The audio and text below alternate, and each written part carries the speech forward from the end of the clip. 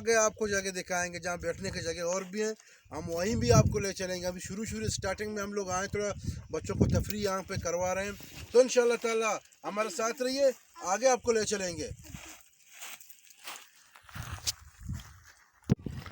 भाई हमारा जंगल का पूल, इसको हम बोलते हैं इशर्क। ये देख लें आप लोग, कितना खूबसूरत इसके पूल है।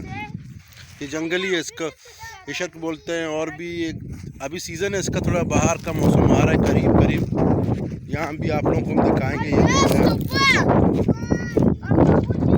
इसमें भी फूल लग रहे जंगल का, ये जंगली अमर जड़ी बूटियाँ जंगल का। ये अच्छा जगह, यहाँ भी आप बैठ सकते हो।